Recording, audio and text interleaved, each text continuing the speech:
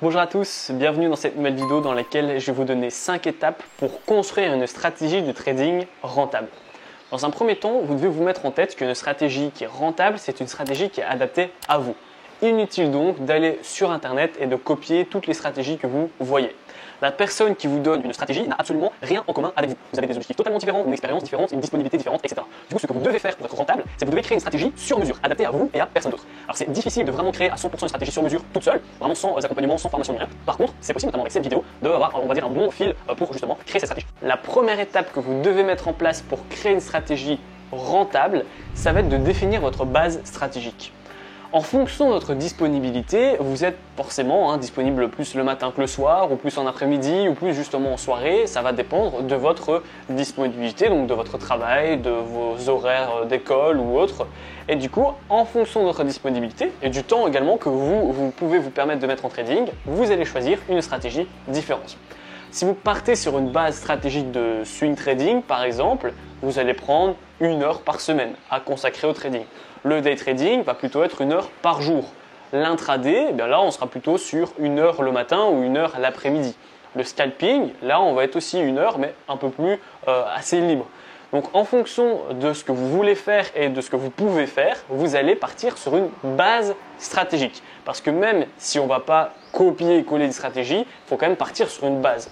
Donc, si vous faites du swing trading, j'ai fait des vidéos sur le swing trading, j'ai fait des vidéos sur le day trading, l'intraday, j'ai fait des vidéos de partout. J'ai fait plus de 400 vidéos. Donc, il y a juste à chercher sur ma chaîne et vous aurez des bases et vous comprendrez comment fonctionne cette stratégie. Donc, ça, c'est la première étape. Ensuite, une fois que vous avez votre base stratégique, donc par exemple, je vais partir sur du day trading, vous devez déterminer votre marché. Encore une fois, ça va être lié un petit peu à vos objectifs et à votre expérience et à votre disponibilité.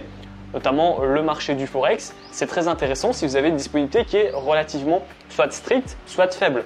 Le marché du Forex, que vous connectez le matin, l'après-midi ou le soir, vous aurez dans tous les cas des opportunités. Donc ça peut être intéressant de choisir le marché du Forex si vous pouvez trader que le soir par exemple ou très tôt le matin, voilà, des horaires qui sont assez difficiles. Si vous avez des horaires communs, toutes les portes s'ouvrent à vous. Moi, ce que je vais vous recommander de faire, c'est de choisir 2 marchés. Un marché global, le marché du Forex, le marché des indices, et un marché plutôt secondaire, soit pour travailler la corrélation des marchés, soit justement pour aller voir ce qui se passe ailleurs dans le cas où vous avez trouvé aucune opportunité dans votre marché principal. Ça peut être le marché des crypto-monnaies, ça peut être le marché des actions, ça peut être également le marché des matières premières. C'est plus celui-là que je vous convient, que je vous recommande. Il est plutôt adapté au trading. Trader sur la crypto ou trader sur la bourse, ce n'est pas quelque chose que je vous recommande de faire, mais c'est possible. Donc par exemple, je pars sur du day trading et j'ai choisi le marché du Forex et le marché des matières premières. On a commencé déjà à avoir un fil vers ma stratégie qui est adaptée à moi et à personne d'autre. Ensuite, la troisième étape, une fois que vous avez justement votre base stratégique et votre marché, vous devez déterminer votre code temporel. Est-ce que vous allez travailler en secondes, en minutes, en heures, en jours, en semaines, en mois? Ce facteur va directement dépendre de votre base stratégique. Si vous avez choisi du scalping, vous ne pouvez pas aller en heures ou en mois ou en années. Donc le scalping, on va plutôt aller sur M1, M5. Sur l'intraday, on va plutôt aller en M15, M30, H1 maximum. En day trading, là on va aller en D1, H4, H1. En swing trading, on va aller plutôt en W1, D1, H4. Donc voilà, tout va dépendre justement de votre base stratégique. Au plus vous allez trader et mettre vos positions sur des unités de temps hautes, au plus il vous faudra du temps pour que votre position elle aboutisse à un gain. Donc ça, c'est un calcul simple à faire. Si vous n'avez pas beaucoup de temps à consacrer au trading, par exemple, vous avez 1 heure de votre temps et vous voulez mettre toutes vos positions et clôturer vos positions dans l'heure, favorisez le scalping ou l'intraday. Vous ne pouvez pas mettre une position en D1, elle ne sera pas touchée en 1 heure. D1, ça prendra plusieurs jours. Pourquoi? Parce qu'en règle générale, si la bougie elle est là, vous allez mettre un take profit là et un stop loss là. Et du coup, si le prix est ici, il faudra plusieurs bougies pour atteindre votre take profit ou plusieurs bougies pour atteindre votre stop loss. Mais là, vu qu'on est en D1, chaque bougie est caractérisée par une journée. Donc, il vous faudra plusieurs journées pour atteindre votre stop loss ou votre take profit.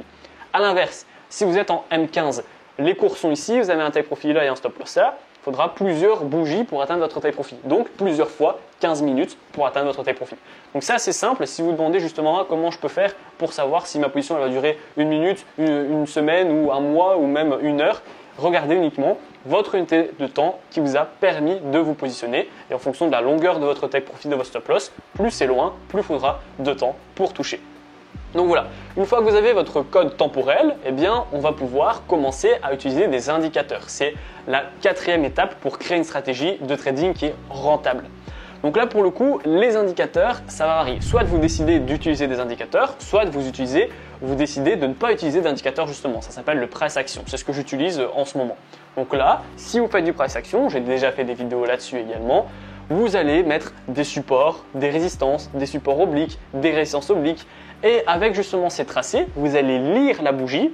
On va faire de l'analyse chartiste et de l'analyse graphique. Ça veut dire qu'en fonction de la forme que la bougie va faire en fonction de son ouverture, sa clôture, ses ombres, etc., eh bien, elle va vous donner justement un billet acheteur, vendeur ou neutre. Et c'est justement le fait d'étudier ces figures chartistes et graphiques qui vont vous permettre de vous positionner bien avant tout le monde. Pourquoi ? Parce que les indicateurs sont super intéressants si vous êtes un débutant. Voilà, vous mettez les moyennes mobiles, dès que ça se croise, on se positionne. C'est relativement simple. Par contre, les indicateurs vont se fier en fonction des prix passés. Et là, eh bien, on va avoir du coup une grosse latence entre le moment où vous allez par exemple avoir un signal avec le price action et le moment où vous allez avoir un signal avec les indicateurs. Vous pouvez facilement gagner 2-3 tempos, donc 2-3 bougies. En H1, 2-3 bougies, ça fait 2-3 heures. Et 2-3 heures après avoir mis une position, si tout se passe bien, vous pouvez déjà mettre un stop loss créditeur, enfin sécuriser votre position. Donc c'est très important de prendre ce facteur en compte. Donc soit vous n'utilisez pas d'indicateur, soit vous en utilisez.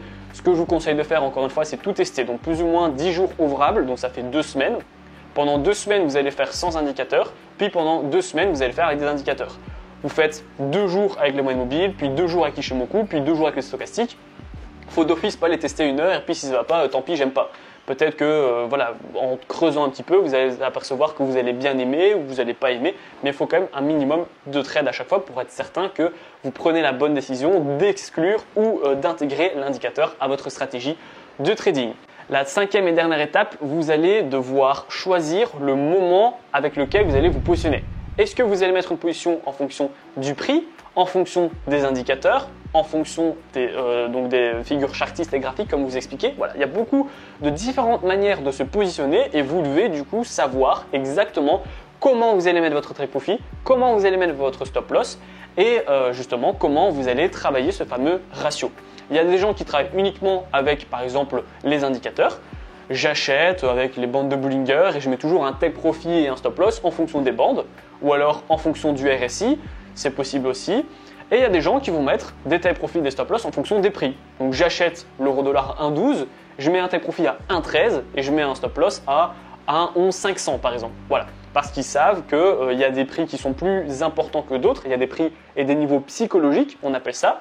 Et donc, eh bien, ils vont mettre leur take profit et leur stop loss en fonction de ces niveaux psychologiques.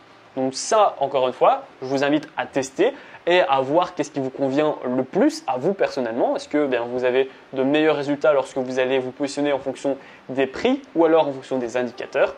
Veillez également, ce n'est pas vraiment une 6e étape, mais on va dire que c'est une étape en continu. À chaque position que vous allez mettre, toujours mettre un take profit et un stop loss et veillez à ce que votre ratio gain-perte soit bon. Vous ne pouvez jamais vous positionner en perdant plus que ce que vous pouvez vous permettre de gagner. Par exemple, si vous mettez un take profit à 1 euro, vous ne pouvez jamais perdre 10 euros. Si vous voulez gagner 100 euros, eh bien mettez un stop loss à 50 euros. Voilà, toujours vouloir au minimum mettre un take profit 2 fois plus haut que votre stop loss. Vous voulez gagner 50, on met un stop loss à 25. Vous voulez gagner 200, on met un stop loss à 100. Vous voulez gagner 10, mettez un stop loss à 5. Minimum.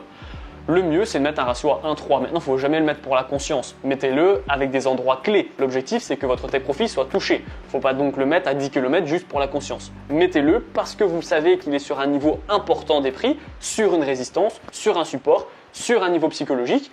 Et votre stop loss, mettez-le également en dessous d'un support ou au-dessus d'une résistance ou également au-dessus ou en dessous d'un niveau psychologique. L'objectif, c'est qu'il soit protégé. Il ne faut pas qu'il ne soit pas touché si on le met à 10 km, mais l'objectif c'est de le protéger.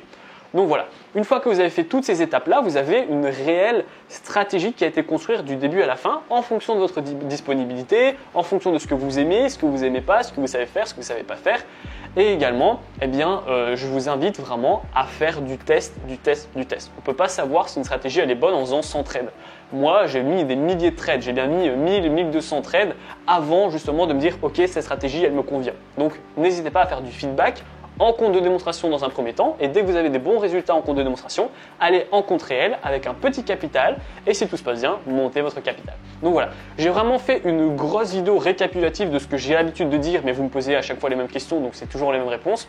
Vous avez dans cette vidéo absolument toute la démarche à suivre et ce qu'il faut faire pour avoir une bonne stratégie qui tient la route parce qu'elle est adaptée à vous. Maintenant, comme je vous ai dit, c'est difficile de faire tout seul.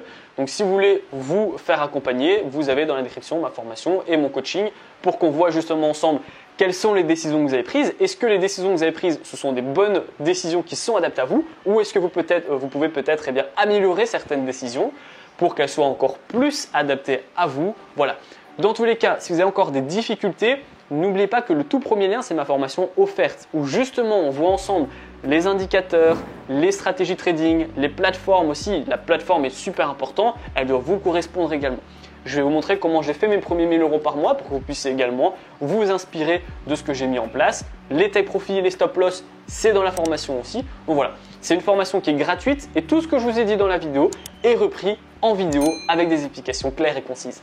Si la vidéo vous a plu, n'hésitez pas à la liker, à la partager et surtout abonnez-vous. Moi je vous dis à très vite pour les prochaines vidéos. Ciao, ciao.